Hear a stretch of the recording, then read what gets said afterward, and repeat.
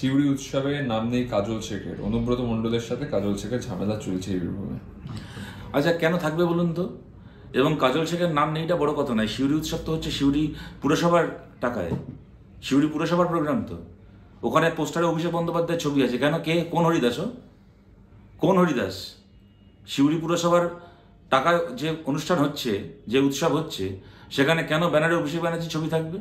কেন অনুব্রত মণ্ডলের ছবি থাকবে? ওরা কে হয়? ওরকমকার এমএলএ না এমপি না রবীন্দ্রনাথ ঠাকুর? কে হয় ওরা? সিউড়ির পুরসভার ফান্ড মানে সেখানে খালি সিউড়ির তৃণমূল সমর্থকদের টাকা আছে ওখানে।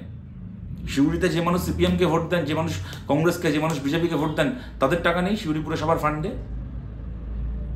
একটার পর একটা সরকারের টাকায় চলা প্রোগ্রামে অভিষেক ব্যানার্জির ছবি কেন থাকবে? 34 বছর আমরা সরকার চালিয়েছি, কোনোদিন দেখেছেন কোনো সরকারি প্রোগ্রামের ব্যানারে অনিল বিশ্বাসের ছবি? কোনো সরকারি প্রোগ্রামের ব্যানারে বিমান বসুর ছবি, তার শ্যামল চক্রবর্তীর ছবি, কি শৈলেন দাশগুপ্তর ছবি, প্রমোদ দাশগুপ্তর ছবি কোনোদিন কল্পনা করতে পারতেন কেউ? দুঃস্বপ্নে কল্পনা করেছেন কেউ কোনোদিন? সুতরাং এখানে কার ছবি নেই আমি আপনাদের কাছে অনুরোধ করছি। অনুব্রতের ছবি আছে, কাজল শেখের ছবি নেই, কাজল শেখের ছবি আছে, অনুব্রতের ছবি নেই। এই তৃণমূল কংগ্রেসের মধ্যেকার এই রসের আলোচনায় হারিয়ে না গিয়ে আদৌ কেন একটা পুরসভার টাকায় হওয়া প্রোগ্রামে একজনও তৃণমূল কংগ্রেসের দলীয় পদাধিকারীর ছবি থাকবেটা কেন? দয়া করে সেই প্রশ্নটা করুন, সেইটা জরুরি প্রশ্ন।